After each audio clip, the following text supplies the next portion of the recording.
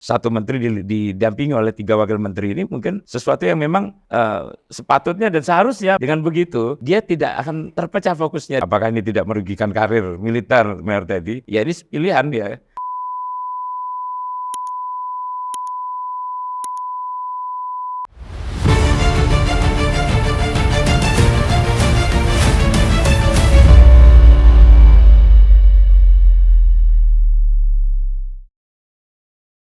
Assalamualaikum warahmatullahi wabarakatuh.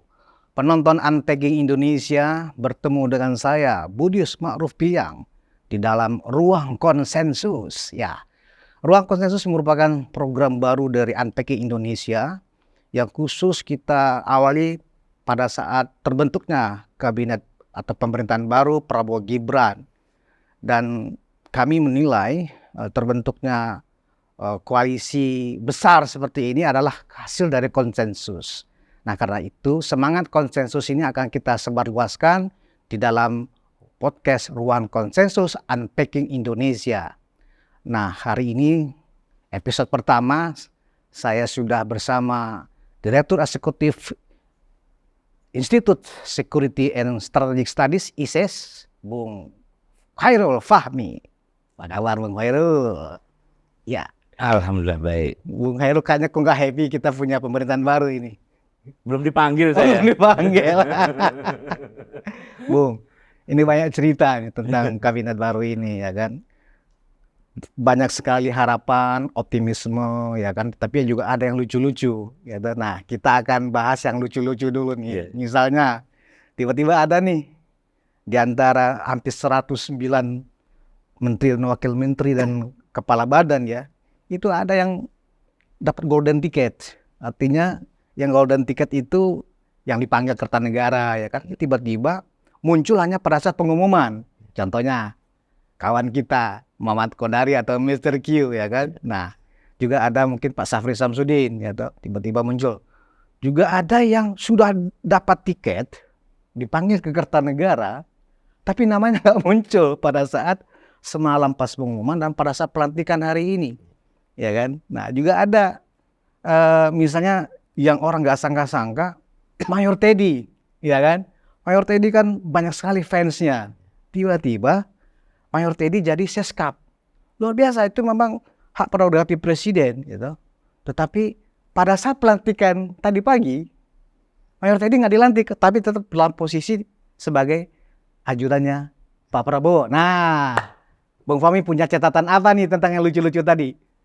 Iya, memang kalau kita lihat dari masa ke masa ya, pemanggilan calon menteri ini selalu menarik dan unik-unik. Ada banyak cerita unik kan. Ada yang sudah, bahkan ada yang sudah dipanggil, sudah bersiap untuk dilantik juga, sudah pakai seragam, udah bawa jas kemana-mana, terus tapi ternyata akhirnya nggak jadi.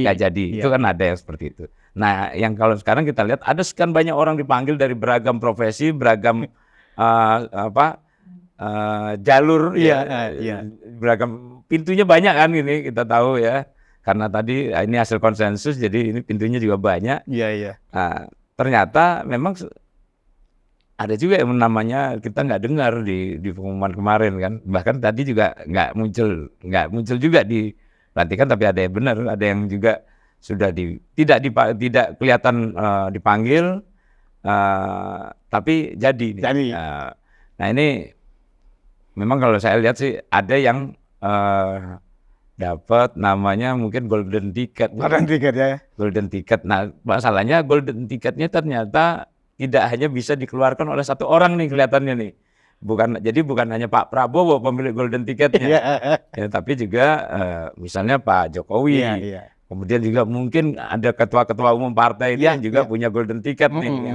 Kemudian membuat ada nama-nama yang tidak muncul di dalam pemanggilan, dalam katakanlah fit and proper test gitu ya.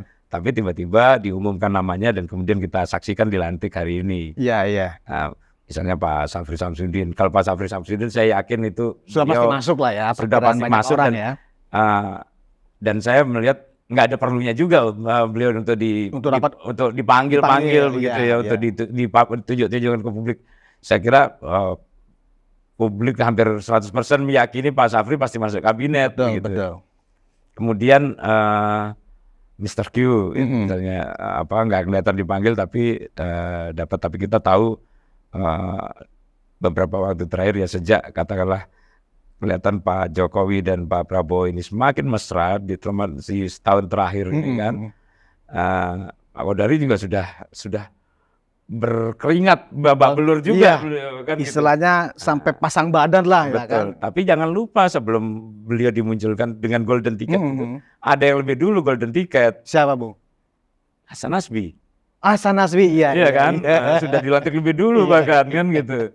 Sehingga ya kalau kita bilang golden ticket yang utama bukan yang sekarang kayaknya nih, yang sebelumnya. Bahkan posisinya kan dari dua nih kawan kita ini, Pak Hasan Nasbi dan Pak Kodari kan dua-duanya sama-sama dari ini ya, dari perjuangan di pemenangan kemarin, tim sukses ya. Dari pemenangan kemarin. Tim Mahkamah Konstitusi juga, ya kan. Nah, tapi posisinya agak beda nih.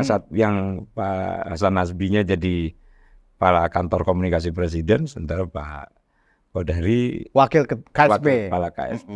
Ya, tapi saya kira juga sangat strategis ya. Nah, tentang Mayor Teddy tadi gimana, Bung Fahmi melihat itu? Kalau Mayor Teddy ini menarik, ya nggak gampang saya kira jadi Mayor Teddy ini ya. Karena harusnya kan tadi dilantik sebagai bagian dari anggota kabinet ya. Tapi tadi kok kelihatannya pada saat dibacakan nama-nama, beliau tetap ada di belakang presiden. Sekretaris kabinet itu kan bagian dari kabinet, itu jabatan politik. Betul. Gitu ya. Ya, aturan di Undang-Undang TNI kan jelas melarang anggota TNI untuk terlibat dalam politik ya, sehingga ada prosedur yang harus dilalui oleh Mayor Teddy untuk kemudian bisa dilantik. Ya artinya dia harus secara administratif harus sudah berhenti dari mengundurkan diri. Dia mengundurkan diri itu kan mekanisme saja. Oke. Tapi artinya dia harus berhenti dari dinas keprajuritan kan gitu. Dinas aktif keprajuritan, sehingga kalau baru diumumkan tadi malam, kira-kira kapan ngurus ininya kan? Sehingga mungkin pagi ini hari ini proses administratif dijalankan sehingga dalam waktu dekat bisa segera dilantik. Gitu. Dalam 1 hari bisa diurus itu, Bung Fahmi? Kalau presiden yang perintahkan apa sih nggak bisa. Berarti mungkin gerbong pelantikan untuk wakil menteri barangkali Mayor Teddy dilantiknya sore ini, ya kan? Gitu. Mungkin bisa. Nah, kalau misalnya seorang Mayor Teddy yang masih berpangkat mayor ya, apakah itu tidak merugikan Mayor Teddy ya? Karena kan karir militernya kan pasti bagus lah ke depan ya kan, dibanding beliau atas nama permintaan dan perintah barangkali ya Pak Prabowo untuk menjadi Seskap. Itu kira-kira Mayor Teddy memutuskan itu kok cepat sekali, nggak perlu dipikirkan dulu ya kan? Kan kata orang, wah ini calon bintang nih kan begitu. Gimana, Bung? Nah, kalau soal proyeksi ke depan pasti bintang, saya kira enggak lah. Oh, enggak juga ya? Enggak juga, enggak pasti bintang. Enggak ada yang bisa memastikan Mayor Teddy pasti bisa sampai bintang ya.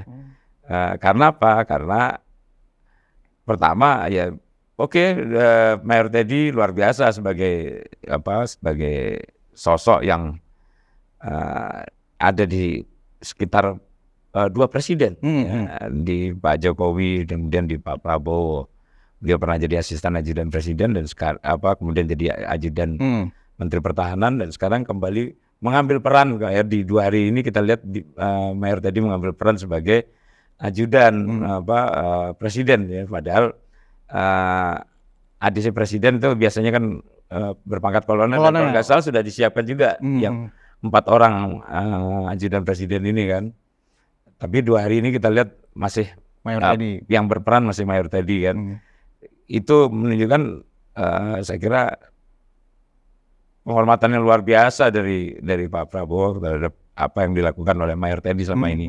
Pelayanan, mungkin dari sisi pelayanan Mayor Teddy sebagai seorang ajudan itu juga saya kira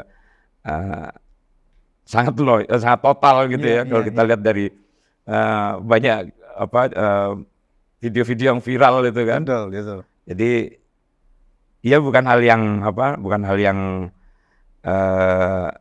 benar-benar mengejutkan lah kalau dia dapat posisi. Nah, masalahnya tadi kembali ke soal apakah ini tidak merugikan karir militer Mayor Teddy? Ya ini pilihan ya, ini pilihan, dan saya kira ini sesuatu yang sudah pasti gitu ya dari jabatan politik, dan dia mungkin paling tidak dalam masa jabatan Pak Prabowo 5 tahun ini ya paling tidak dia akan terus berperan gitu ya. Sementara kalau militer kan sesuatu yang belum pasti ya. Dia masih harus menjalani berbagai pendidikan ya, Seskuat, Sesko TNI, kemudian mungkin Lemhanas segala macam untuk sampai ke bintang. Terus juga pengalaman tugas, pengalaman operasionalnya ya, jabatan ini juga harus beragam gitu kan, supaya bisa sampai ke sana. Paling tidak dia harus pernah di pasukan, pernah di lembaga pendidikan, pernah di fungsi teritorial mungkin. Nah, Mayor tadi sampai dari pangkat perwira pertama sampai perwira menengah saat ini, waktunya banyak dihabiskan di lingkungan protokoler begitu, sehingga kalau kurang berkeringat, sehingga kalau dia kembali ke organisasi TNI, masuk ke formasi organisasi TNI, dia memang harus banyak berkeringat lagi di lapangan gitu ya. Dan juga ya mungkin harus mengalami operasi-operasi tempur juga. Ya itu kita tidak tahu situasi seperti apa yang akan dihadapi ya. Artinya saya kira ini soal bintang jatuh sebagai sipil atau bintang jatuh kepada Mayor Teddy sebagai militer. Nah dia memilih bintang jatuh sebagai sipil. Artinya memang ini pilihan yang bisa jadi mungkin seperti yang Bung Fahmi jelaskan. Yang pasti dulu kan ini, ya kan. Sementara kalau proyeksi atau flag carrier-nya akan menjadi jenderal, tapi kan flagnya panjang dan itu masih uncertainty ya toh. Jadi ini aja dulu.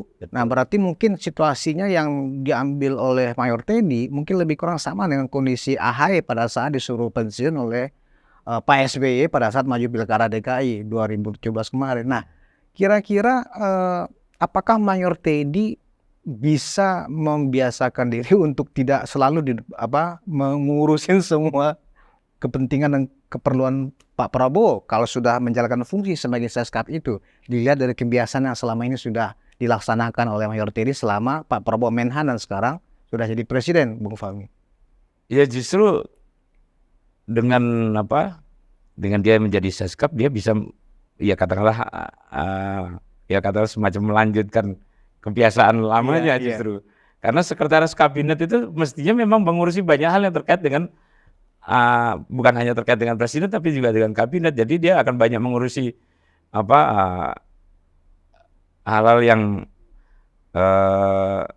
istilahnya menyampaikan pesan presiden misalnya kepada menteri-menteri, mengkoordinasikan panggilan rapat misalnya, mengurus panggilan rapat siapa yang harus menghadap atau dipanggil oleh presiden, hal seperti itu. Ini kan melanjutkan salah satunya peran sekretaris kabinet itu ya melanjutkan urusan keprotokolan yang sebelumnya dilakukan oleh Mayor Teddy di Kementerian Pertahanan kan gitu. Nah, yang juga kita lihat, saya membayangkan kemudian fungsi sekretaris kabinet hari ini ya sampai 5 tahun ke depan setidaknya itu mungkin akan agak kembali ke masa zaman Pak Harto dulu kan, yang sekretaris kabinet itu juga signifikan gitu kan. Sama juga pada waktu Pak SBY, dia peran sekretaris kabinet juga cukup Pak Sudi Silalahi di zamannya Pak SBY ya. Cukup menonjol lah gitu ya. Sebagai fixer gitu di internal kabinet gitu. Dia melakukan banyak koordinasi, ya katakanlah menyampaikan perintah-perintah dan arahan presiden kepada menteri-menteri itu yang dilakukan. Memang terlihat banyak juga yang nggak kaget dengan penunjukan Mayor Teddy oleh Presiden Prabowo, karena waktu pemanggilan dari Kertanegara, kemudian pembekalan di Hambalang, beberapa kawan yang saya tanya yang juga ikut dapat panggilan itu memang yang menghubungi Mayor Teddy. Artinya kan fungsi itu sudah berjalan sebenarnya. Kenapa kita agak mengupas Mayor Teddy kan karena Mayor Teddy ini penggemarnya banyak. Iya betul. Dan signifikan juga dalam memenangkan Prabowo Gibran kemarin gitu loh. Ya signifikan, dia menjadi salah satu ikoniknya ikon yang walaupun dia tidak terlibat dalam kampanye ya, tapi kehadiran dia sudah cukup Magnet. Menarik ya kan? bikin menarik gitu Iya. situasi, apalagi emak-emak itu ya sama mbak-mbak gitu. Dan Gen Z, Iya, betul. kan gitu. Nah, Bung Fahmi, yang juga mengagetkan adalah pada saat Kertanegara, mantan Kasat Jenderal Dudung tuh dipanggil, ya kan? Tetapi kemudian pada saat kemarin pengumuman kabinet dan hari ini, sepertinya nama Pak Dudung hilang gitu loh. Ini kenapa ya? Pertimbangan apa sehingga Pak Jenderal Dudung tidak masuk dalam tim gemoy, anggap begitu ya, tim gemoynya kabinet merah putih ini? Ya kita masih baru ini ya, baru bisa menduga-duga ya. gitu ya. Karena kalau kita tahu proses pemanggilan itu, dan proses pemanggilan itu tidak semuanya juga setuju atau bersedia untuk bergabung dalam kabinet. Ya bisa juga sebaliknya terjadi kan. Yang dipanggil juga belum tentu memiliki atau mendapat kursi gitu ya. Artinya disediakan kursinya belum tentu juga ternyata kan begitu. Yang kita lihat dengan ada yang belum dipanggil ini. Atau kemudian bisa juga ada pembicaraan lain juga yang terjadi di ketika pemanggilan itu ya. Kita nggak tahu, ini kan ada ini baru kabinet ya, baru menteri-menteri.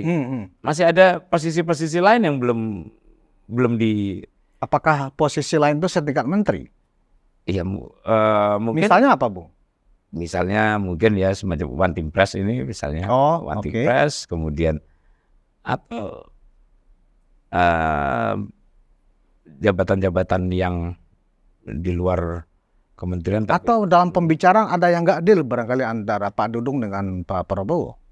Ya mungkin bisa saja ya, tapi kalau saya lihat Pak Dudung kan sebagai mantan militer juga ya saya kira punya loyalitas juga ya. Sehingga saya agak ini ya, kalau itu dikaitkan dengan negosiasi saya agak ragu gitu ya, tapi mungkin lebih pada ada ide penugasan lain dari Pak Prabowo, itu satu. Kemudian yang kedua yang jangan kita lupakan juga bahwa ini kabinet gemoy, kabinet merah putih ini kan hasil konsensus tadi. Betul. Nah artinya bisa saja nama Pak Dudung belum menjadi bagian dari konsensus itu, bisa saja. Jadi sepertinya kita untuk mendengar nama Pak Dudung disebut oleh Pak Prabowo ini masih harus menunggu lagi. Ya, bukan berarti hilang ya? Saya kira ini tidak hilang, tapi menunggu karena masih ada di luar kabinet yang gemuk ini, yang merah putih ini, masih ada posisi-posisi merah putih lain yang belum dipublish kan gitu, belum dirilis gitu. Dan sepertinya memang Pak Prabowo memang merasa lebih nyaman kalau banyak jenderal-jenderal atau mantan-mantan jenderal berlatar belakang Kopassus yang ada di kabinet. Selain Pak Ludwig ya kan? Iya. Ada Herindra, sama-sama mantan Danjen Kopassus itu, ya kan? Termasuk juga kan mantan. Danjen Kopassus juga. Nah, yang menarik juga, ya ini juga mungkin golden ticket juga. Walaupun bukan setingkat menteri ya, Dewan Ekonomi Nasional. Itu kan ketuanya Pak Luhut. Nah kan? Sehingga tadi kita melihat semuanya di televisi, seorang kaget loh, Pak Luhut dalam konteks apa? Ternyata ketika dibacakan sebagai Ketua Dewan Ekonomi Nasional. Kira-kira menurut Bung Fahmi, kehadiran seorang mantan militer dan juga dulu muda itu atasan langsungnya Pak Prabowo waktu di Kopassus, itu semangat apa yang dibawa oleh Pak Prabowo dengan menunjuk Pak Luhut sebagai Ketua Dewan Ekonomi Nasional? Ya ini tadi kalau saya lihat ya itu salah satu bagian dari konsensus, selain karena kedekatan personal antara Pak Luhut dan Pak Prabowo. Kita tahu Pak Luhut juga menjadi bagian dari pemerintahan sebelumnya. Dan dalam konteks kawasan, dalam konteks terutama ekonomi kawasan, Pak Luhut juga punya nama yang sudah cukup kuat gitu ya. Sudah menjadi semacam garantor lah gitu ya bagi akses yang mudah untuk investor gitu,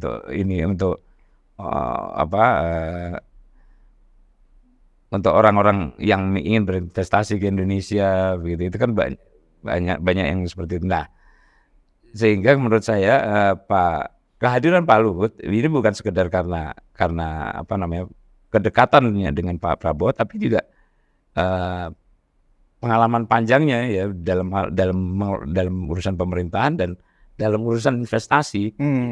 Kita tahu Pak Luhut sudah terlibat banyak dalam urusan investasi sejak menjadi duta besar di Singapura terutama kan, sehingga sampai hari ini kita lihat ada banyak hal yang sudah dilakukan ya oleh Pak Luhut, walaupun bagi beberapa orang mungkin ada yang kontroversial juga ya kebijakan-kebijakan Pak Luhut, tapi saya kira ini menjadi bagian dari konsensus dan bagian dari transisi pemerintahan yang kuat gitu ya, yang smooth gitu. Artinya mungkin dengan kehadiran hampir 40% ya kabinet dari Indonesia Maju di eranya Pak Jokowi Kiai Ma'ruf ada sekarang di kabinet Merah Putih. Artinya memang selain ini karena hasil konsensus, ya kan, ini juga mungkin memperhatikan aspek keberlanjutan dari ya kabinet sebelumnya ke kabinet yang sekarang. Misalnya kita selalu didengungkan bahwa hilirisasi jalan terus, ya kan, proyek-proyek strategis nasional seperti IKN juga jalan terus, ya kan. Nah, termasuk juga mungkin target-target investasi yang dicapai. Nah, mungkin karena itu kehadiran Pak Luhut diperlukan, tetapi tidak dimasukkan ke dalam posisi struktural menteri misalnya, tapi ditaruh di pos baru nih, Dewan Ekonomi Nasional. Nah, kalau dilihat dari fungsi dari Dewan Ekonomi Nasional mungkin lebih sebagai pemberi masukan aja barangkali, bukan dalam posisi yang memberikan komando. Menurut Bung Fahmi seperti itu. Iya, fungsi Dewan Ekonomi yang menjadi kawan diskusi presiden untuk hal-hal yang sifatnya strategis di bidang ekonomi kan begitu, termasuk mengawal kebijakan hilirisasi, mengawal agenda-agenda proyek strategis nasional misalnya. Terus dan tadi lebih pada fungsi ini juga sebagai garantor bagi pemerintahan yang baru ini kan. Ini pemerintahan sebelumnya sudah berjalan 10 tahun, kemudian ini datang pemerintahan baru yang orang belum tahu apa namanya akan seperti apa kinerjanya. Nah, kehadiran sosok-sosok senior ini menjadi penting untuk menggaransi bahwa ini pemerintahan yang merupakan kesinambungan dari agenda-agenda pemerintahan sebelumnya. Iya. Gitu. Nah, kalau kita lihat komentar masyarakat yang muncul di sosial media dan ulasan-ulasan yang muncul akhir-akhir ini tentang baru-baru inilah ya, sejak pengumuman semalam itu, memang prediksinya tidak jauh dari apa yang dibicarakan sebelum pengumuman ini. Ini terlalu besar, ya kan? Nah, mungkin dalam kacamata peperangan, kalau untuk kita menyerbu musuh, kalau dengan pasukan selevel kompi, wah kayaknya nggak berhasil nih, harus batalion. Mungkin barangkali seperti itu, sehingga kesannya lebih banyak nih, ya kan, pasukannya. Nah, dalam perspektif manajemen, mungkin ini kegemukan sehingga tidak fleksibel ya dalam bekerja. Nah, menurut Bung Fahmi, sebenarnya pendekatan yang dilakukan oleh Pak Prabowo, kabinet yang begitu bengkak dari 34 kursi sebelumnya menjadi 100-an lebih, bahkan ini mungkin baru pertama kali ya dalam sejarah kita merdeka di era Soekarno, makanya kita mengenang kabinet 100 menteri. Ini kabinet 100 lebih menteri kan begitu. Nah, menurut Bung Fahmi, catatannya apa dengan terlalu banyaknya menteri ini? Apakah memang konteksnya Pak Prabowo sebagai militer ini harus batalion yang turun, bukan lagi kompi, bukan lagi peleton, tapi harus batalion dalam jumlah besar? Gimana, Pak? Ya, bisa jadi pemikiran seperti itu ya, ada di Pak Prabowo, dan ini juga menunjukkan selain strategis sebagai konsensus tadi, ini juga hal-hal yang sifatnya taktis dan teknis gitu ya. Kalau kita lihat nomenklatur kementerian ini kan sangat spesifik gitu ya. Pada urusannya nggak banyak-banyak. Satu menteri mungkin satu urusan, dua urusan gitu aja. Ya kan? Kalau sebelumnya satu menteri mengurus banyak hal ya. Sehingga kemudian prioritas si menteri atau prioritas kementerian itu juga kemudian lebih mengacu pada lebih menunjukkan ininya apa yang menjadi Bidang concern tugasnya. dari Ya. concern dari si menterinya secara personal itu lebih ke situ kan akhirnya. Kalau dia kebetulan orang misalnya kayak di Kementerian Pendidikan sebelumnya kan Kementerian Pendidikan Dan riset. pendidikan, kemudian kebudayaan, kemudian riset, kemudian teknologi, kemudian pendidikan tinggi sendiri. Nah, dari sekian banyak urusan kira-kira mana yang kemudian yang menjadi concern menteri itu yang kemudian banyak diurus, sementara yang lain akhirnya terbengkalai. Nah, kalau kita misalnya di sebelumnya Pak Basuki misalnya di Kementerian PUPR ya kan ada urusan jalan, ada urusan irigasi, ada urusan perumahan. Fokusnya mana? Yang fokus mana? Yang kita lihat Pak Basuki eksis di urusan kalau kita bicara jalan tol, bicara ini muncul nih Pak Basuki. Tapi di isu perumahan bahkan pembiayaan perumahan, saya kira jarang sekali kita lihat Pak Basuki. Nah, tentara ini kan pola pikirnya dia harus fungsi itu harus berjalan dengan efektif, ya kan? Nggak boleh ada hal yang bisa mengganggu efektivitas dari peran dan fungsi ya seorang pejabat gitu ya misalnya. Ya kalau dia kasih misalnya kalau di batalion nih kepala seksi operasi gitu ya. Ya dia ngurus yang sifatnya konteksnya adalah urusan operasi saja. Urusan lain dia nggak peduli. Urusan lain ya ada yang sendiri yang ngerjakan. Logistik ada sendiri yang ngurus gitu ya. Dia tinggal ngomong aja, ini prajuritnya mau berangkat ke Papua misalnya. Logistiknya siapkan ya. Dia aja mikir logistiknya aja gitu ya. Yang ini akan mikir logistiknya, yang ini dia akan mikir operasinya. Nah, orang mungkin khawatir ya dengan kondisi begitu. Ini nanti sinergitasnya gimana, kolaborasinya gimana gitu kan. Nah, seorang komandan batalion mengurusi itu, memastikan bahwa antara fungsi intelijen, fungsi operasi, fungsi teritorial, fungsi logistik tadi itu bisa menyiapkan satu tujuan yang sama untuk berbagai urusan gitu. Nah, ini yang saya kira mungkin orang melihatnya gemuknya aja, tapi gemuknya ini kan tingkat batalion untuk mungkin ngurusi urusan yang ukurannya itu mungkin 3 batalion, 4 batalion begitu ya. Sehingga ya ini sebenarnya kalau mungkin kita lihat tadi ya ini era yang semakin kompleks, era yang semakin tidak pasti ya kan, ambigu begitu. Ini kan tentu harus kita lihat juga sebagai landasan pemikiran gitu ya, untuk sampai ke kenapa ini harus gemuk. Kita mungkin melihatnya ini gemuk dari angka kuantitas, tapi apakah ini gemuk ketika kita menghadapi berbagai macam kompleksitas tadi? Belum tentu. Seperti misalnya Kementerian Luar Negeri sekarang kita lihat wamennya ada 3 malah. Wamennya ada 3. Nah, ini kan menunjukkan nanti akan ada beragam hal yang fokus masing-masing. Fokus masing-masing. Ya. Jabatannya mungkin kalau kita lihat, wah ini banyak sekali nih, gajinya gimana nih gitu. Pelayanan dalam konteks hak-hak keuangan, hak-hak protokoler ini seperti apa? Ini kan mungkin akan mengakibatkan pembekakan dari segi anggaran. Tapi dari sisi upaya menjalankan misi, mencapai tujuan-tujuan yang diinginkan oleh Pak Prabowo dan konteks visi internasionalnya, mungkin Kementerian Luar Negeri yang satu menteri didampingi oleh 3 wakil menteri ini mungkin sesuatu yang memang sepatutnya dan seharusnya bahkan gitu ya. Jadi menteri akan menjadi dirijen gitu, dan 3 yang lain akan kamu kesini dengan urusan yang berbeda-beda untuk satu kepentingan. Gitu. Betul. Artinya justru kalau ini penjelasan yang menarik Bung Fahmi, karena betul juga kenapa seolah-olah besar, tapi kalau dilihat di dalam konteks pendekatan militer itu, ini sebenarnya strategi yang cemerlang sebenarnya yang dilakukan oleh Presiden. Artinya betul kalau misalnya Pangdam gitu ya, itu kan dia ada asternya, asopnya, asen intelijennya, logistiknya, ini seperti itu juga.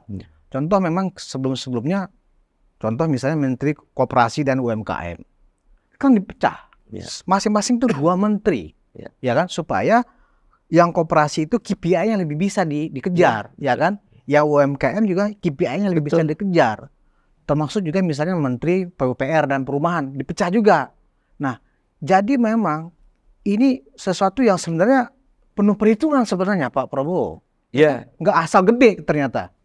Iya, kalau Berasa saya gemuk gitu ya kalau kan? saya melihatnya dari sisi itu ya, dari sisi background Pak Prabowo sebagai seorang mantan tentara gitu ya, mantan militer, itu saya kira itu sangat mendasari ya kebijakan dia dengan kementerian kabinet yang gemuk tadi. Karena yang dia kejar rupanya efektivitas kan gitu. Efisiensi itu nanti kita bisa bicarakan berikutnya kan begitu. Tapi efektivitas ini yang dikejar. Ini akan berbeda dengan kalau tadi disebutkan kabinet 100 menteri di Era masa Bung Karno ya. era Bung Karno gitu ya. Ini saya kira konteksnya berbeda karena menterinya sebenarnya ya cuman menambah dari 34 menjadi katakanlah menteri dan setingkat menteri jadi 52 ya, 52, 53. Hingga menterinya nggak banyak. Yang banyak ini kan kemudian Wakil menteri lebih banyak. Karena wakil menteri ya itu yang akan mengkonsolidasikan urusan internal dan kemudian berinteraksi dengan antar lembaga gitu kan. Itu saya kira itu akan banyak dilakukan oleh wakil-wakil ini. Kalau di militer ya, menteri itu kan komandan itu urusannya dia urusannya luar dalam gitu kan. Luar dalam bagaimana mencapai tujuan yang digariskan oleh pimpinan kan begitu. Tapi yang mungkin orang sering lupa kalau di militer itu wakil komandan, seorang wakil komandan itu bukan ban serep. Ya kan, bukan ban serep. Ibaratnya kalau Wakasat itu bukan sekedar diberikan jabatan ya, Bung Awi ya, itu memang ada fungsinya. Ada fungsinya, dia mengelola staf. Oh, oke. Ya, kalau di misalnya kita baik komandan batalion dan wakil komandan batalion. Fungsi staf yang tadi dari intelijen, operasi, kemudian sampai logistik itu yang memastikan ini berjalan dengan baik itu wakil komandan. Komandan kemudian memastikan adalah pertama wakilnya, dia cukup memastikan wakilnya bekerja dengan baik. Itu saja. Dan selebihnya dia harus tampil gagah. Jadi sebenarnya kalau kita lihat dengan pendekatan ala militer, manajemen militer sebenarnya yang dibentuk oleh Pak Prabowo ini sebenarnya kalau bahasa Medan paten juga ini ya kan, Bung Fahmi. Nah, bagaimana dengan ditariknya Pak BG sebagai Menko Polhukam dan kemudian ada Pak Yusril sebagai Menko Hukum dan HAM, Pemasyarakatan dan Imigrasi. Ada 5 Menko bertambah Menkonya. Nah, pasti itu terkait dengan target-target dari yang ingin dicapai oleh pemerintahan Prabowo Gibran ini. Nah, Bung Fahmi, jangan dulu dijawab. Kita akan istirahat dulu sejenak. Penonton Unpacking Indonesia, nanti jawabannya kita dengar setelah jeda berikut ini.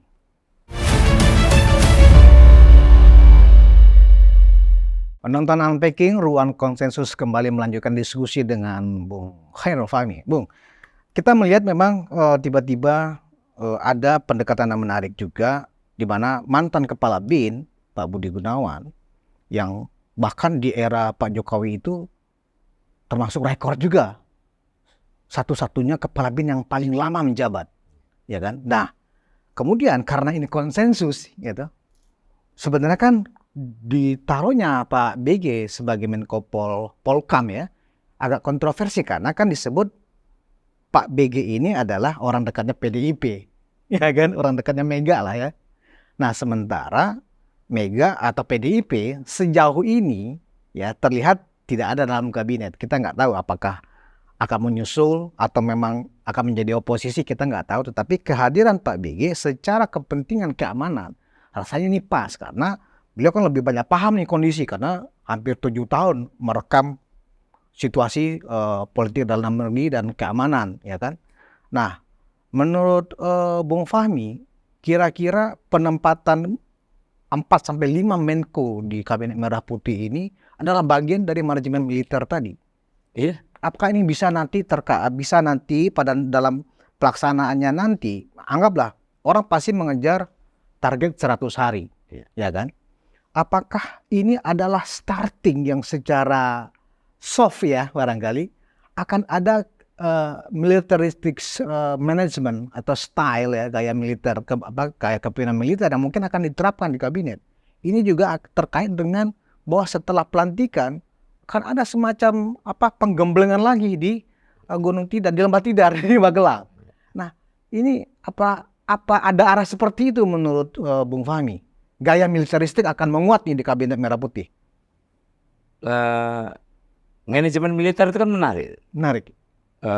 Banyak negara mengadopsi gaya manajemen militer, bagaimana militer mengelola organisasinya itu diadopsi dalam urusan-urusan pemerintahan di banyak negara, termasuk Amerika, Korea, itu kan menggunakan itu. Yang kita nggak tahu, mungkin kita bayangkan satu menteri misalnya ya, itu wakilnya misalnya harus satu. Misalnya. Di Amerika Menteri Luar Negeri Secretary of State di Amerika punya berapa deputi? Menteri Pertahanan Amerika, Secretary of Defense di Amerika, dia punya berapa deputi? Sama, itu kan ini memang soal efektivitas tadi ya. Yang ngurusi Asia Pasifik itu berbeda dengan yang ngurusi Eropa misalnya gitu. Dengan begitu dia tidak akan terpecah fokusnya, dan itu dia tidak akan terpecah konsentrasinya, dan kita bisa dapatkan orang-orang yang ya memang mungkin dia kompetensinya di sini, dia mungkin tidak cocok untuk bicara di tempat lain misalnya gitu. Jadi dengan begitu dia akan efektif gitu ya bekerjanya. Nah, itu yang menurut saya kalau dikaitkan dengan tadi ya soal militerisme tadi, saya kira ini tidak perlu dikhawatirkan terkait dengan apakah ini kemudian memicu katakanlah otoritarianisme baru begitu. Saya kira tidak sampai ke sini. Karena ini kaitannya hanya dengan bagaimana manajemen tadi ya, manajemen militer, kemudian disiplin militer, konsep hierarki juga itu diterapkan dalam pemerintah sipil supaya mereka bisa bekerja dengan lebih efektif, dan mungkin juga dari sisi distribusi arahan dan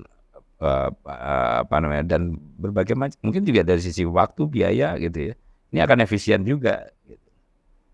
Nah, jadi penempatan Pak Budi Gunawan ini memang sudah diperhitungkan lama, anggaplah oleh Pak Prabowo dan juga atas masukan dari Pak Jokowi. Ya kan begini, saya pernah mendengar penjelasan dari mantan Kepala BAIS, kenapa BG bertahan lama, kan begitu. Prinsipnya adalah, artinya seorang kepala intelijen negara masih dipakai oleh user tunggalnya, berarti dia masih dipercaya. Tidak ada tugas yang pernah fail yang dilakukan oleh Pak BG. Nah, berdasarkan catatan itu barangkali Pak BG kemarin dianggap cocok untuk memimpin Menko, tapi tidak supaya fokus hukum dan HAM-nya dikeluarkan. Jadi politik dan keamanan. Jadi ini sebenarnya perhitungan yang matang menurut Bung Fahmi. Iya. Jadi Pak BG ini kan menarik ya. Pak BG ini kan latar belakangnya polisi. Ya. Dia diberi peran di urusan politik dan keamanan, tapi tidak di bidang hukum. Dan begitu, yang memang selama ini mestinya itu jadi bagian dari kompetensi Pak BG sebagai mantan polisi kan begitu. Iya. Tapi di sisi lain, kalau polisi lalu lintas basicnya Pak BG. Iya, tapi polisi kan tidak mengenal korps yang tidak seperti infanteri yang hanya bisa tidak bisa mengendarai tank. Dia kalau polisi kan tidak seperti itu.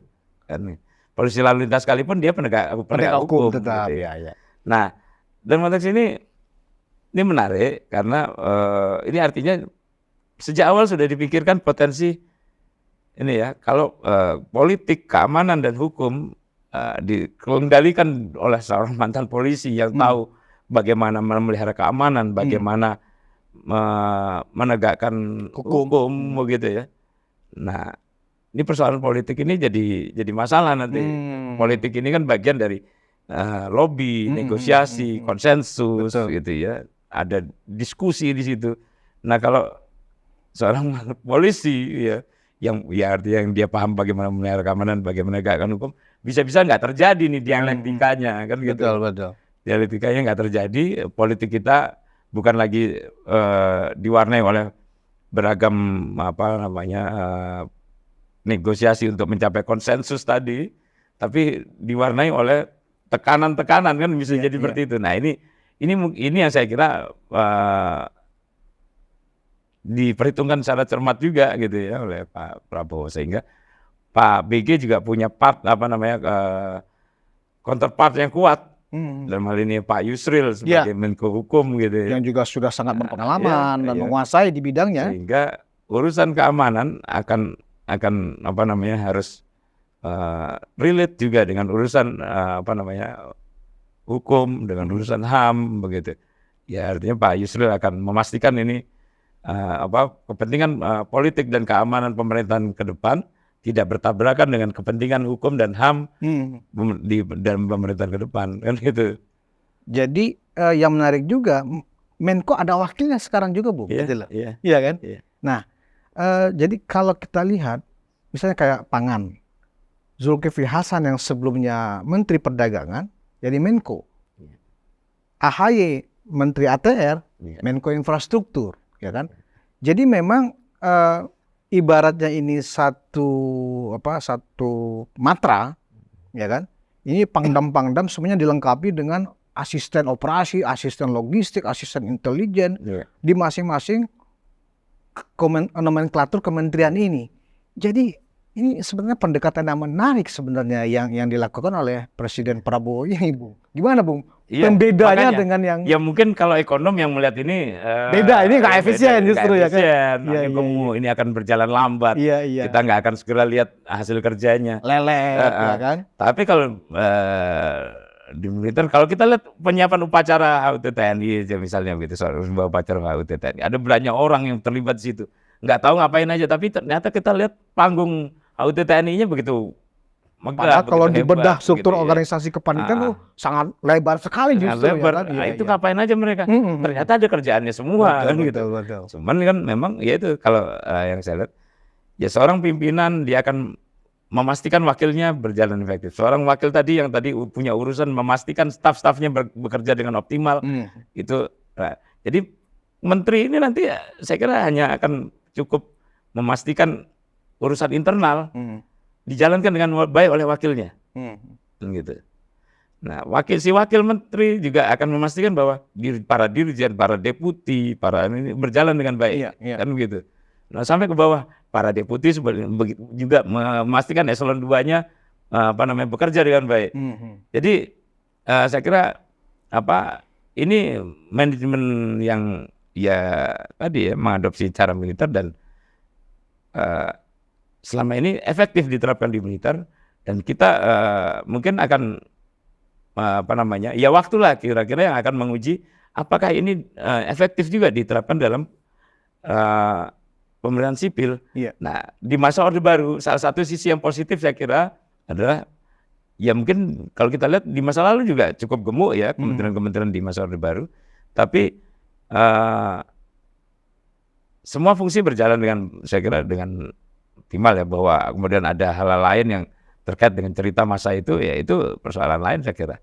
Tapi dari sisi fungsi-fungsi kementerian itu berjalan semua. Oke, kalau untuk menjawab anggaplah ya kita nggak sebut kekurangan tapi tantangan ya, misalnya dalam penegakan hukum, demokrasi dan HAM ya, apakah dengan komposisi ini, dengan pendekatan militer yang tadi kita bicarakan, Bung Fahmi, ini ada optimisme yang bisa terukur nggak nih untuk penegakan demokrasi, pemberantasan korupsi ya, dengan komposisi yang ada sekarang di Kabinet Merah Putih? Kalau ukurannya yang paling gampang kita lihat kemarin ya, ada batas. Saya kira ada batas bawah dan ada batas atas dari ruang demokrasi yang akan di masa 5 tahun ke depan ini ya. Kalau kita lihat sepanjang itu tidak pertama ukurannya pasti mentoknya itu di urusan bagaimana ini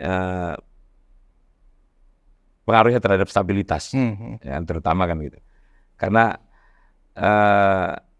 situasi globalnya ini dipenuhi kompleksitas dan ketidakpastian, sehingga yang paling mungkin dikendalikan lebih dulu itu adalah situasi dalam negeri. Betul. Nah, konsensus yang dibangun itu juga bagian dari upaya memastikan stabilitas di dalam negeri. Nah, tapi saya kira bukan berarti ruang demokrasinya kemudian menjadi mengkhawatirkan ya. Kalau kita lihat sepanjang itu hal-hal isu-isu yang sifatnya saya kira krusial dan strategis bagi hajat hidup masyarakat banyak, ya, itu saya kira suara-suara publik pasti akan sangat didengar. Kita sudah bisa lihat contohnya kemarin pada waktu misalnya undang-undang pilkada, ya pembahasan undang-undang pilkada, revisi undang-undang pilkada itu kan akhirnya dihentikan, gitu kan, dan banyak orang meyakini itu ada peran Pak Prabowo di balik itu kan, di balik itu, sehingga kalau kita lihat ya artinya suara publik didengar saat itu kan, didengar, dan aksi-aksi unjuk rasa misalnya itu juga tidak diberangus sepanjang tadi dia sepanjang bahwa itu tidak sampai ke hal-hal yang sifatnya kemudian mengganggu stabilitas, sehingga kalaupun itu ada arahnya ke situ ya yang dikoreksi kemudian yang berpulang dikoreksi adalah kebijakannya kan gitu. Iya. Jadi memang ada semangat dari Presiden Prabowo untuk tetap membuka ruang demokrasi dengan komposisi yang ada. Makanya kan kita sering mendengar silakan semuanya ikut bergabung, tetapi kalau nggak mau bergabung jangan mengganggu, kan begitu. Yeah. Itu kan sebuah simbol, pernyataan simbol. Jangan mengganggu, artinya jangan mengganggu, jangan bikin rusuh. Karena tidak akan bisa pemerintah bekerja mencapai target-targetnya kalau tidak ada stabilitas politik di dalam negeri, kan begitu, Bung Fahmi. Ya, jadi bukan sekedar, saya kira bukan sekedar bahkan jangan mengganggu ya, tapi tanggung jawab pemerintah yang menjadi tantangan salah satunya adalah bagaimana pemerintah juga bisa memastikan bahwa tidak ada gangguan. Justru kalau menurut saya itu artinya fungsi komunikasi, kemudian fungsi delivery dari arah dari kebijakan pemerintahan, ya, baik mulai dari kebijakan presiden kemudian kebijakan turunannya, itu harus bisa tersampaikan gitu ya kepada publik ya dengan baik gitu ya. Dan ini yang memang selama ini seringkali jadi masalah kan. Betul. Di 10 tahun kemarin yang kita sering lihat ini menjadi masalah gitu ya, fungsi komunikasi tidak cukup berperan dengan baik, sehingga ada banyak kebijakan mungkin sebenarnya baik tapi karena penjelasannya kurang baik, jadi keliru diinterpretasikan oleh publik. Nah, ke depan saya kira dengan adanya fungsi khusus kantor komunikasi presiden, ini kantor komunikasi ini harus menjadi ruang yang yang digunakan untuk mengelola tadi penyampaian hal-hal yang penting untuk diketahui dan dipahami oleh publik dalam konteks tadi, supaya tidak ada kebijakan-kebijakan yang sebenarnya baik tadi kemudian dirasakan sebagai tidak baik dan kemudian direspon dengan gangguan gitu. Cara publik meresponnya kemudian dengan mengganggu kebijakan tadi kan, jadi nggak bagus ini kan gitu. Sudah mengancam stabilitas, tujuan tidak tercapai, di sisi lain konsensus yang dibangun juga bisa berantakan, sehingga saya kira tantangannya pada komunikasi. Ya. Kalau soal transparansi dan akuntabilitas, ya mungkin ini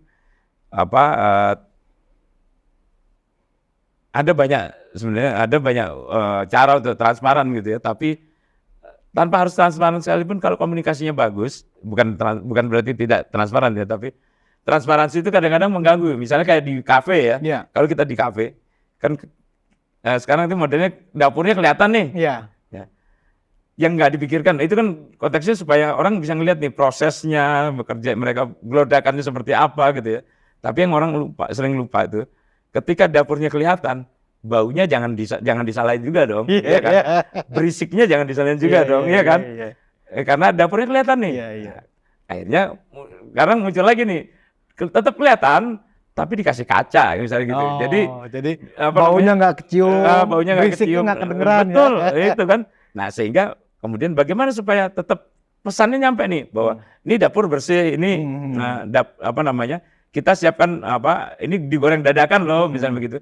Nah itu disampaikan melalui komunikasi yang efektif. Itu yang saya kira harus dilakukan oleh pemerintah nanti supaya tidak direspon sebagai gangguan tadi. Supaya menghindari adanya ketidakmengertian publik sehingga kemudian mereka bikin aksi-aksi kan begitu. Nah kayak hari ini misalnya tadi ya kalau sedikit kembali ke Mayor Teddy. Hari ini saya banyak menerima pertanyaan soal bagaimana Mayor Teddy ini, kasus Mayor Teddy ini kan. Karena dia harus dia masih teknik kalau sudah jadi ini. Ya itu. Itu yang saya sebenarnya ini bukan tugas Pak Prabowo menjelaskan, tapi tugas dari fungsi komunikasi presiden ini jelaskan ini. Iya. Ini tugasnya Hasan Nasbi yang harus menjelaskan. Salah satunya begitu. Iya, salah satunya. Oke. Nah, terakhir ini Bung Fahmi. Selain pentingnya menjaga stabilitas di dalam negeri dengan adanya koordinasi antara Menko Polkam Pak Budi Gunawan dengan Pak Yusril, ya dengan kabinnya Pak Herindra, ini kan sebenarnya orangnya udah chemistry sudah ada sebenarnya, ya kan, dengan presiden apalagi. Nah, rasa-rasanya kita boleh menaruh rasa optimisme bahwa ini demokrasinya dapat, pencapaian target dapat. Nah, sekarang bagaimana dengan urusan luar negeri, ya kan? Di tengah geopolitik yang tetap tidak stabil saat ini. Beberapa kali bahkan pada saat Pak Menhan, waktu Pak Prabowo terakhir di Komisi 1 DPR, ya, sekali lagi mengingatkan kepada masyarakat bahwa kemungkinan akan pecahnya perang dunia ketiga bisa-bisa saja terjadi karena situasinya. Nah, artinya memang secara geopolitik global, ya kan, ada sebenarnya perhatian dari Presiden Prabowo, ya kan, untuk kita harus juga bersiap-siap. Bukankah dengan paradigma civis pacem parabellum, ya kan, kalau kita ingin damai harus siap-siap perang. Nah, pendekatan itu di dalam kabinet ini, ya, juga dengan dukungan anggaran, apakah seorang Presiden Prabowo ini akan lebih memprioritaskan untuk menambah anggaran pertahanan atau tetap ya konsisten mengejar dulu misalnya yang paling urgent yang ditunggu-tunggu oleh publik adalah bagaimana realisasi dari program makan siang atau makan sehat itu kepada hampir 180 juta masyarakat. Nah, pilihan itu dalam menyesuaikan diri dengan keadaan geopolitik juga dengan tuntutan dari kampanye yang harus dibuktikan kepada masyarakat, mana yang akan diambil duluan oleh Presiden menurut Bung Fahmi? Sebenarnya ini sesuatu yang tidak bisa ditabrakkan ya, karena kalau konteksnya sesuatu nggak bisa dipilih gitu ya. Jadi begini, saya kira prioritas utamanya tetap ya dalam dua hal itu. Satu memastikan keamanan dan stabilitas ya, melalui peningkatan anggaran pertahanan secara bertahap. Jangan lupa ada secara bertahapnya. Ya, karena dengan begitu kita akan lihat sesuatu yang berjalan progresif, tapi tidak kemudian dengan buru-buru begitu ya, tapi sesuatu yang progresif kita lihat dalam konteks pemantapan keamanan dan stabilitas tadi. Di sisi lain ya ada prioritas juga yang terkait dengan kesejahteraan tadi kan. Kesejahteraan salah satunya ada beberapa janji kampanye yang harus segera direalisasikan. Nah, kalau tetap harus disuruh memilih ya dalam tahap pertama kita tentu ya bagaimana rencana makan siang gratis ini bisa terlihat ya, itu harus saya kira harus ditunjukkan gitu ya. Kemudian untuk konteks pertahanan ditunjukkan juga misalnya yang terkait dengan program modernisasi alutsista. Jadi yang harus ditunjukkan katakanlah dalam 100 hari pertama oleh pemerintah ini, saya kira satu, tadi ya, bagaimana makan siang gratis itu akan mulai dijalankan kapan gitu ya, dan prosesnya sudah sampai di mana, nah, itu harus ditunjukkan satu.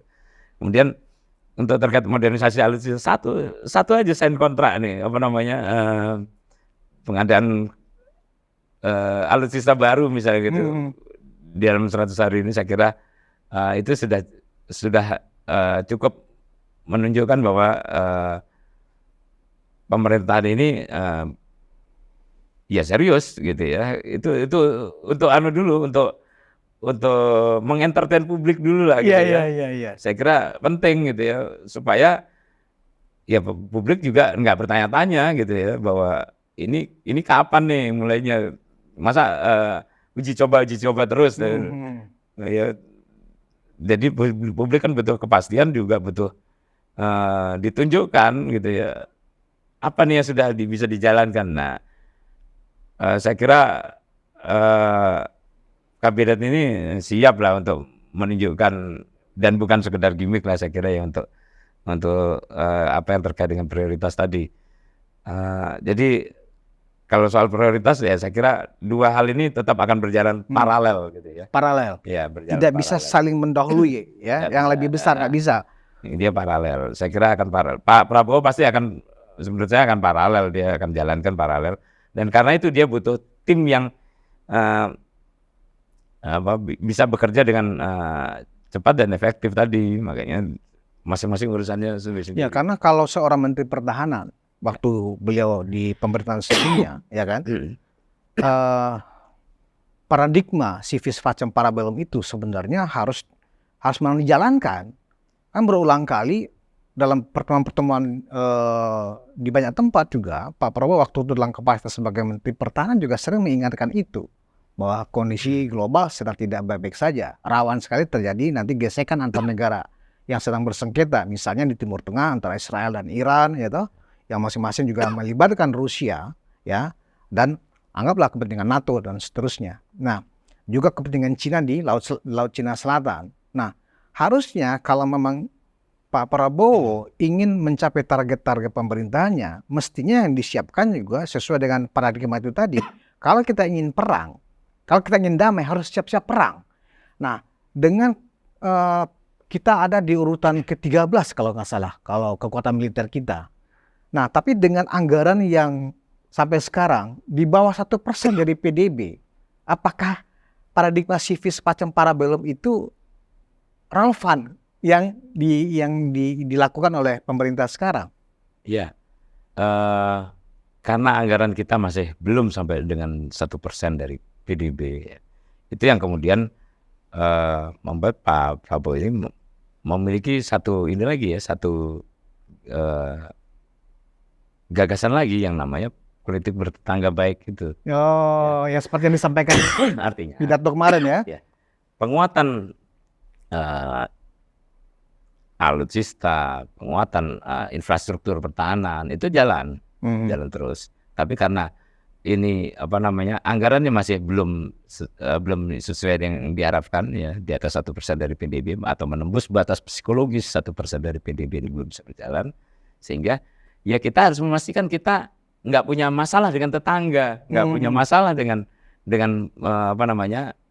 orang-orang di lingkungan, dengan negara-negara lain di lingkungan kita, sehingga ya itu tadi kebijakan kita pragmatis dan diplomasi pertahanan kita dijalankan dengan baik untuk meningkatkan rasa saling percaya, untuk menghindari kesalahpahaman, gitu ya. Terus membangun kolaborasi tadi, sehingga ya kalau kita bilang ini kebijakan pragmatis, oh iya ini pragmatis.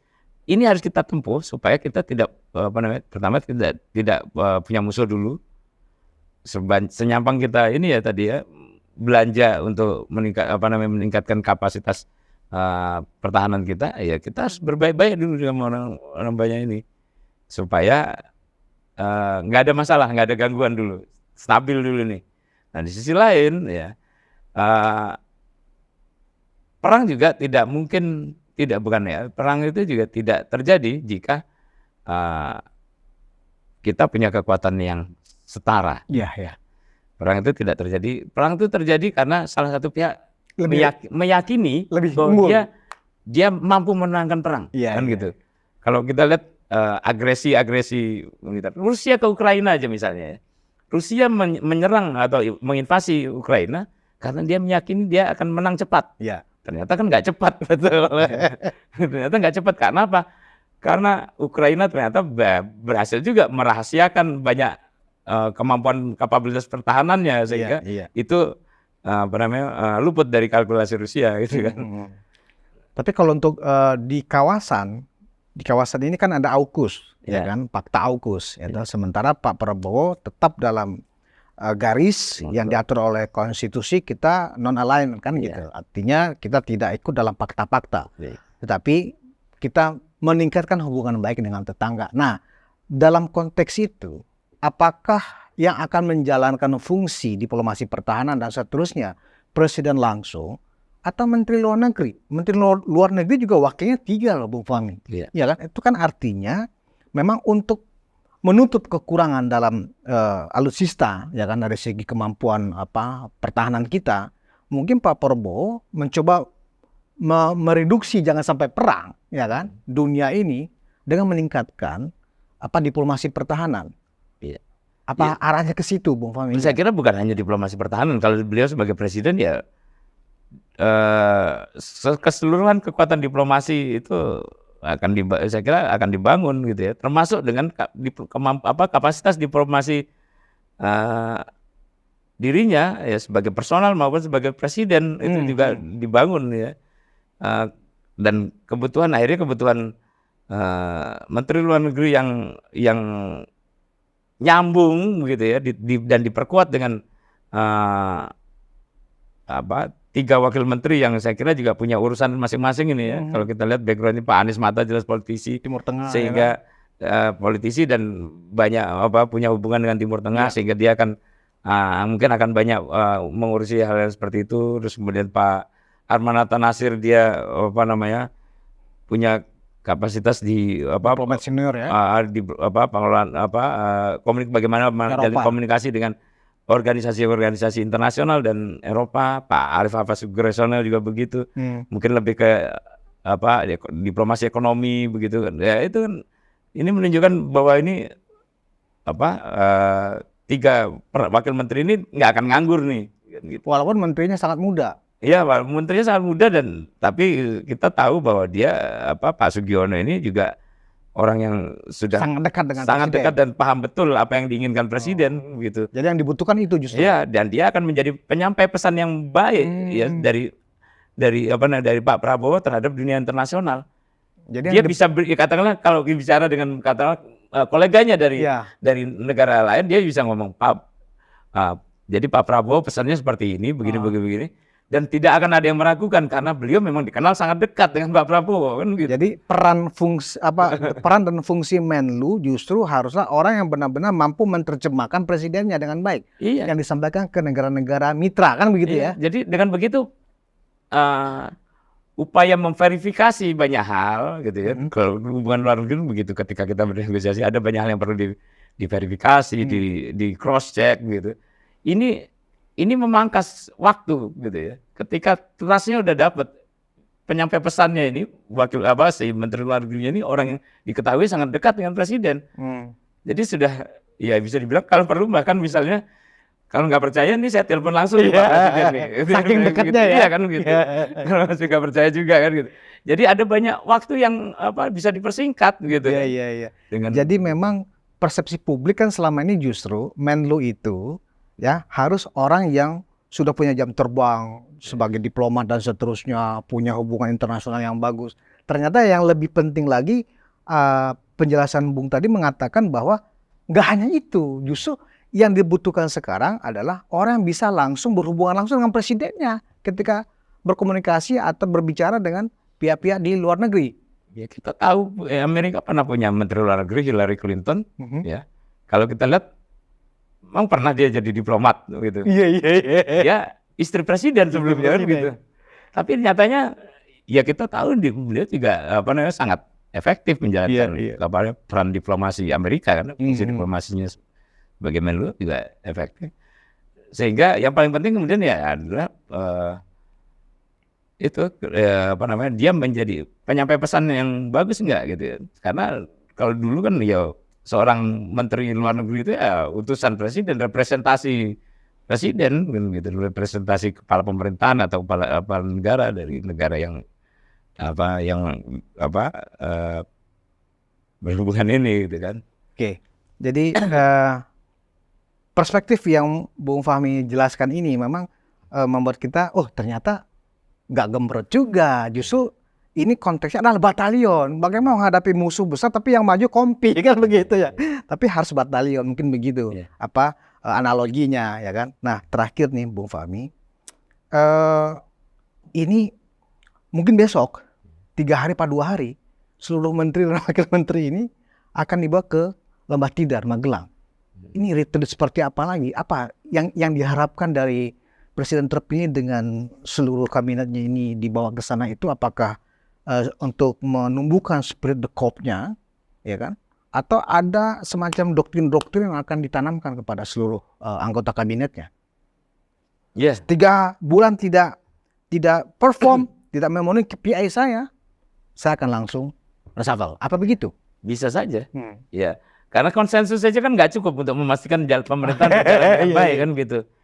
Terutama untuk mencapai tujuan-tujuan yang ingin dicapai oleh presiden. Dan kalau kita lihat dalam pidatonya kemarin kan mencapai kesejahteraan, prioritasnya kan pada kesejahteraan masyarakat seluruh bangsa gitu kan. Terus kemudian itu nggak cukup dicapai dengan konsensus saja, tapi harus dipastikan ini pemerintahan satu visi, satu suara, geraknya juga bisa selaras. Ya ibaratnya itu ini harus menjadi barisan yang rapi dan tidak ada tempat untuk merapikan barisan yang lebih baik dari lembaga pendidikan militer begitu. Kalau kita bicara urusan merapikan barisan, karena sebenarnya merapikan barisan itu tidak sesederhana kita beri aba-aba siap gerak, lencang kanan gerak begitu ya. Tapi dia harus harus punya karakter disiplin, harus punya karakter yang terkait dengan dedikasi dan loyalitas gitu. Ini terus bagaimana tadi ya mencapai tujuan dengan berkolaborasi, memastikan fungsi komunikasi dan koordinasi berjalan dengan baik. Nah ini kira-kira outbound-nya itu akan seperti itu. Retreat nanti itu kan akan seperti itu. Cuma karena ini di lembaga pendidikan militer, ya saya kira pasti ada berkeringat-berkeringatnya gitu ya untuk memastikan kemudian pesan-pesan presiden itu nyampe. Terutama kalau tadi kaitkan dengan doktrin gitu ya. Paling gampang memastikan sesuatu yang menjadi arahan utama itu tersampaikan dengan baik itu pada saat kondisi udah ya cukup lelah gitu ya, lelah fisik sudah nol, kemudian dimasuki hal-hal baru yang yang sifatnya penting untuk memastikan tadi ya, kolaborasi ini tidak sekedar begini konsensus, tapi juga kemudian kita ini barisan ini bergerak rapi dan nggak ada yang belok kiri belok kanan gitu ya semua tergantung perintah dari komandan barisan gitu. Jadi memang Pak Prabowo membawa sebuah pembeda ya di kabinetnya ini, dan dengan anggaplah itu semacam outbound lah bahasa sederhananya ya. Jadi dengan dikumpulkannya seluruh menteri ya, mungkin mereka dikampingkan begitu ya di suatu lapangan, mungkin juga ada latihan-latihan tertentu ya kan yang mungkin langsung dipimpin oleh para pelatih-pelatih militer di Magelang barangkali. Nah, kalau itu disaksikan oleh publik, oleh masyarakat, mungkin membawa secerca harapan bahwa ini kabinet akan benar, akan disiplin, akan taat, benar-benar bekerja untuk rakyat seperti yang diminta oleh Presiden Prabowo. Artinya harapan kepada publik bahwa pemerintah ini akan bekerja serius mengurus rakyat itu dengan retreat seperti ini, itu memang Pak Prabowo ingin memberikan janji itu kepada masyarakat. Mungkin begitu ya. Dan yang menarik menurut saya ini kita akan melihat bagaimana tadi manajemen militer dan sipil kemudian dikombinasikan untuk kepentingan mencapai tujuan-tujuan pemerintahan tadi. Ini akan dikombinasikan begitu, sehingga ya kita akan melihat banyak hal yang mungkin sebelumnya hanya kita lihat di lingkungan militer, kemudian kita lihat di lingkungan akan kita lihat juga di lingkungan pemerintahan, tapi nggak perlu khawatir karena kalau kita lihat sekarang ya, publik punya tingkat kepercayaan yang sangat tinggi terhadap TNI. Nah, mestinya ini juga akan relate dengan publik, mestinya percaya dong dengan gaya manajemen militer ini akan mampu mendongkrak efektivitas dan efisiensi kinerja pemerintahan ke depan. Mungkin lebih, yang diharapkan kan lebih rapi, lebih disiplin, lebih kompetitif juga gitu kan. Nah, itu hal yang mungkin perlu dilihat oleh publik ya. Ya kita lihat saja 100 hari ini nanti akan seperti apa. Siap. Barisannya itu sudah bisa langsung rapi nggak ini?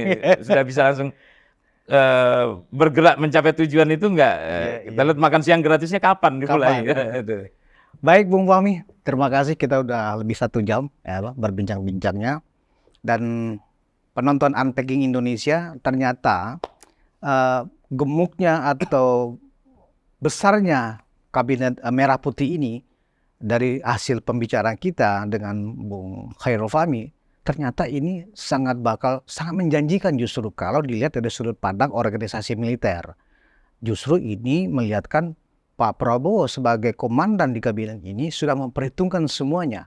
Justru ini akan berlari lebih cepat, bukan seperti yang banyak dibicarakan selama ini. Kabinet yang gemuk justru akan lambat karena orang yang gemuk itu kan susah lari, kolesterolnya banyak. Justru ini sepertinya tidak.